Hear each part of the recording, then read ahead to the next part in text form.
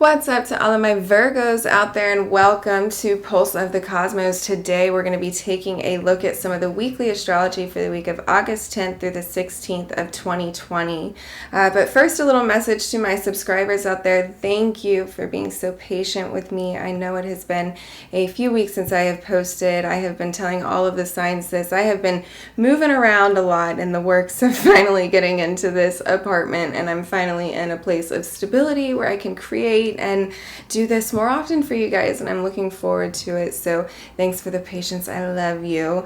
But any case, back to the astrology, what we're all here for, right? So my Virgos, it's a lot going on this week. We are in the build up to this new moon in Leo, which is your 12th house, coming up here next week. But this week we have the sun undergoing some major pressure in these yod aspects to this Capricorn energy, and then Neptune over in Pisces as well. So the sun in the 12th house for you guys, there's an awareness kind of turn to some of the more intuitive factors of your life. There's not much force and aggression that can get you through the 12th house. It's kind of time to kind of turn inward and tune into that kind of inner awareness and that inner cognition and that higher self, that more divine spiritual side of you. And this might be putting a little bit of difficulties with my Virgos, as they're so used to just kind of analyzing and logically figuring everything out and knowing all the details and figuring out things out right away. So there might be this bit of a conflict where it's leaving you feeling self-defeated, or it's leaving you feeling even like you're in a moment of self-sabotage as we're undergoing these quincunx angles to all this Capricorn energy and your 5th house of love and creativity and happiness and the pleasures that you find in life. And then also to your 7th house, your house of your relationships, of the partnerships, of the projects you're involved in. Well, those two energies are sextiling each other. So there's a lot of pressure here in looking at do your relationships and the partnerships that you're involved in and the projects that you're involved in, do they feel connected to the divine? Do they feel like they're nourishing your soul, like there's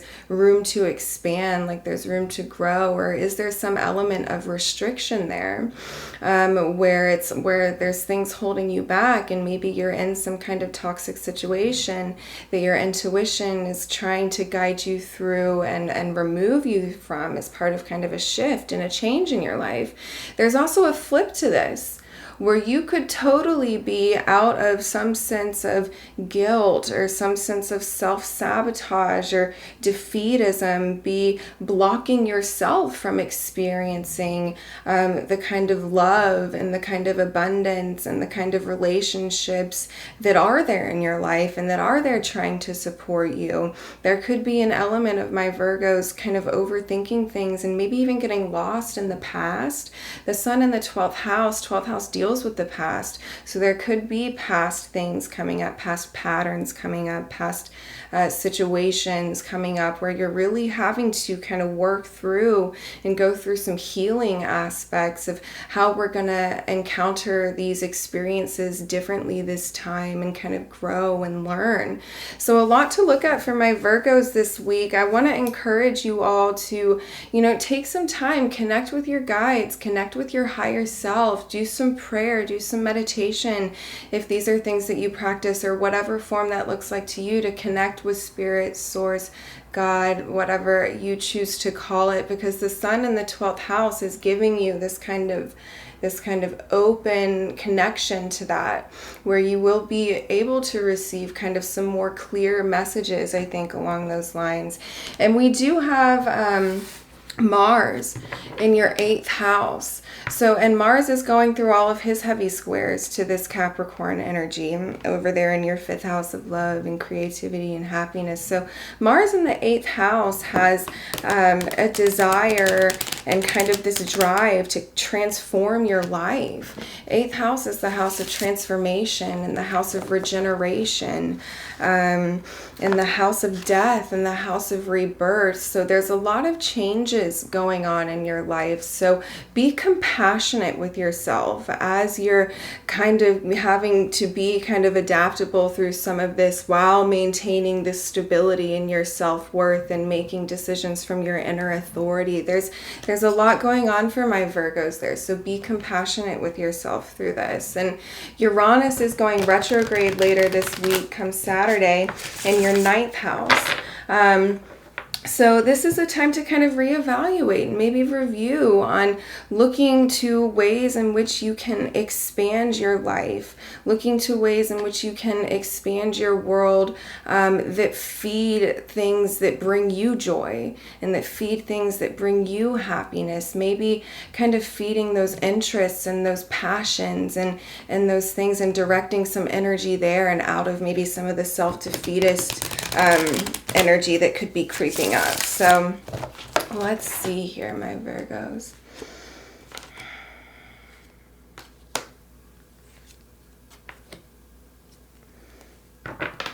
Okay, so the first couple cards we pulled the Ace of Pentacles crossed by the 10 of Cups. So this is interesting. Ace of Pentacles brings a gift, right? There's a very kind of physical gift with the Ace of Pentacles, but when it comes up crossed by the 10 of Cups, there's an issue in the home life situation. And for a lot of you guys, this could be relationships where maybe where you aren't feeling connected, where you're not feeling like you're getting returns, where you're not feeling kind of like the relationship feels of a divine gift. But also this could be you missing the gifts because, again, you're self-sabotaging the home. You're self-sabotaging. You're not feeling, you're letting issues of self-worth or self-value or old toxic patterns and behaviors and belief systems getting in the way from you accepting the ultimate gift of the ultimate divinely connected relationships and the ultimate divinely connected love. There could be a lot of that going on for my Virgos this week. And we did pull the 8 of Cups reversed next. So this is interesting. So I think a lot of my Virgos are holding on to a lot of emotions, a lot of old past emotions that you're not releasing. There's a buildup, there's a pent-up energy that is, I think, definitely blocking this ultimate happiness and the kind of the home life and kind of your stability there and even your inner feelings of self-worth and blocking you from accepting some of the gifts that the universe is putting within your reach right now.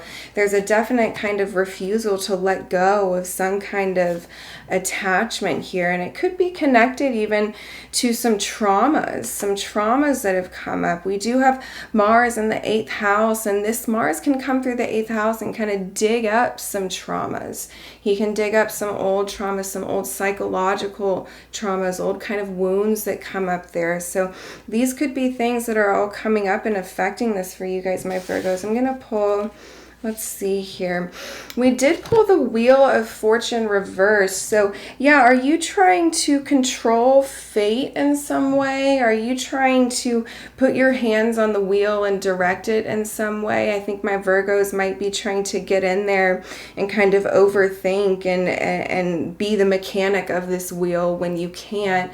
But also this could be your life kind of turning, feeling like your life is turning upside down and it's not going in the direction of fate that you thought and that you had envisioned that it was going in. But a lot of this could be related to these attachments and to these things coming up from your past and these kind of self-defeating behaviors. Let's see, let's do one more here. We pulled the Ace of Cups as the overall kind of spiritual is what I was calling for with this. And the Ace of Cups brings kind of a gift of vitality and a gift of love into your life. And I think especially with all of this Capricorn energy in your 5th house, a way to kind of reverse some of this feeling is what are the passions that you have that bring you love in your life, whether it's painting, whether it's getting out in nature, whether it's writing, whether it's meeting up with a friend, for coffee, having a good phone conversation with someone, whatever that is that kind of feeds even the littlest amount of hope or the littlest amount of joy in you.